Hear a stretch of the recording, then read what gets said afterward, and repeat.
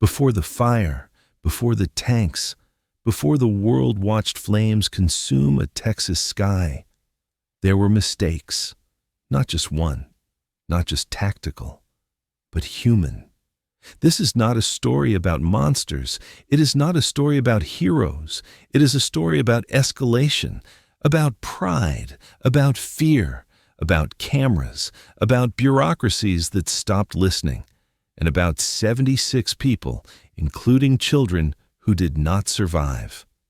This is the story of Waco and the lesser-known failures that made it inevitable. By early 1993, federal agents had been investigating a religious group known as the Branch Davidians.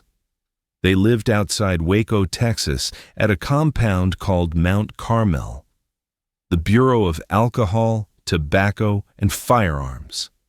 The ATF believed members were illegally modifying firearms. That alone was not unusual.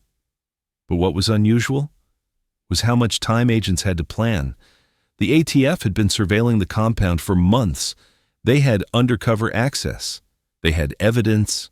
They had options. One lesser-known fact: David Koresh, the group's leader, left the compound regularly. He jogged in town, he shopped, he drove alone. Agents could have arrested him quietly. Instead, the ATF chose a dynamic, high-profile raid. Why? Because at that moment in history, the ATF was under scrutiny. Budget pressure, public criticism, questions about relevance. A successful, visible operation could demonstrate strength. And strength, in Washington, often translates into survival. This is one of the most overlooked pieces of the story. On February 28, 1993, the morning of the raid, local media were tipped off. Television crews gathered near Mount Carmel. Reporters waited. Why? Because the ATF had invited them. The raid was designed, in part, to be visible, a show of force. But something went wrong. As agents approached, a local reporter asked a mail carrier for directions to the compound. The mail carrier happened to be David Koresh's brother-in-law. The raid was no longer a surprise. Inside Mount Carmel, the Branch Davidians prepared. We still do not know who fired first, but we know this: when the shooting stopped, 4 ATF agents were dead, 6 Branch Davidians were dead, and the operation that was supposed to prove competence had become a catastrophe. On live television. After the failed raid, the FBI took over.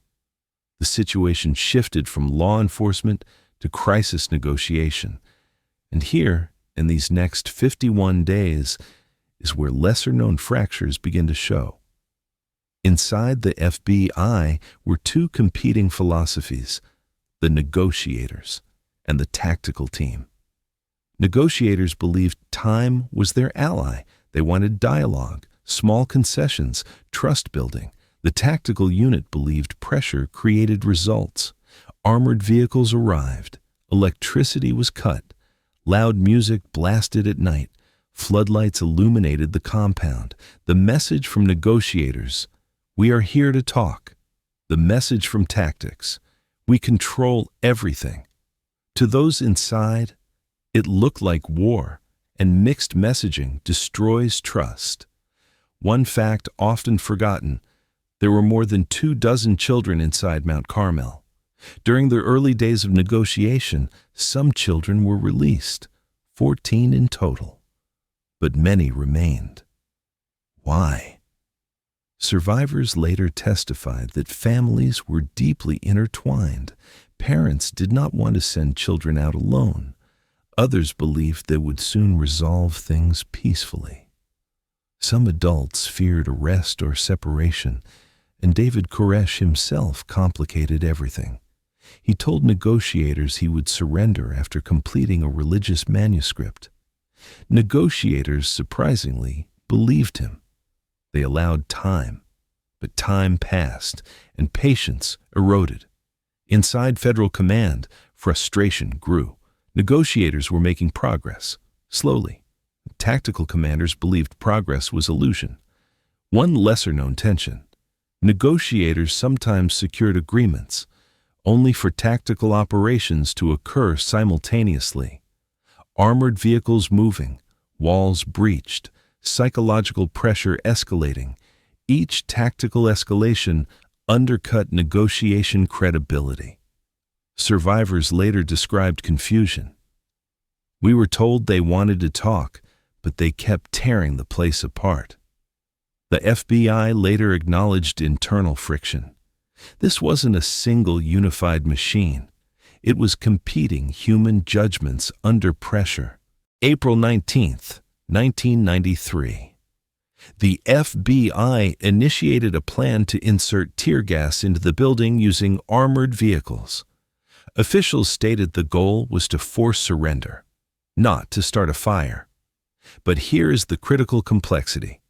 Mount Carmel was a wooden structure, damaged from weeks of standoff, and filled with flammable materials. Tear gas canisters were deployed, walls were breached. Hours later, fires ignited in multiple locations.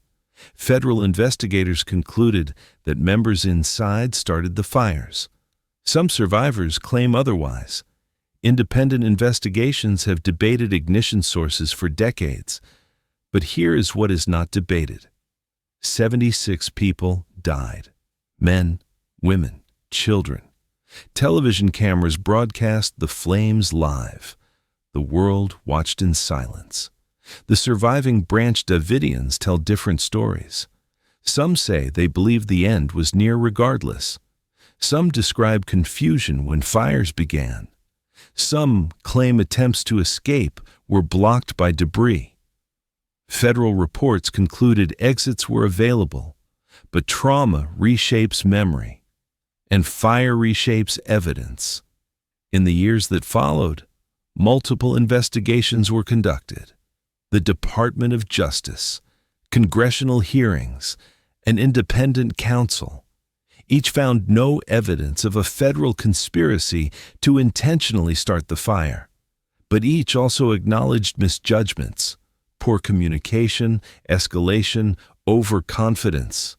Surviving Branch Davidians were prosecuted. Some were convicted of weapons charges. Civil suits were filed against the federal government. Most were dismissed. But the impact went beyond courtrooms.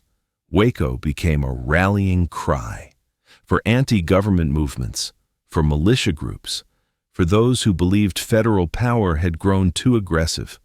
2 years later, Timothy McVeigh cited Waco as motivation for the Oklahoma City bombing. The ripple effects were profound. After Waco, federal rules of engagement evolved. Greater emphasis on negotiation, stronger media protocols, more caution around high-profile tactical displays. The ATF restructured training. Crisis response became more centralized. Law enforcement agencies studied Waco as a case study in escalation failure, not simply tactical failure, but communication failure, interagency rivalry, and the danger of performing strength for cameras. It is easy to argue policy, harder to sit with loss. 4 federal agents died. 76 people inside died. Children died. Families were erased. Careers ended. Trust fractured. And the question remains, if the arrest had happened quietly in town, if the raid had not been publicized, if negotiation had not been undercut, would April 19th have happened at all? History does not offer rewinds, only lessons. Waco was not inevitable. It was constructed, decision by decision, pride by pride, escalation by escalation.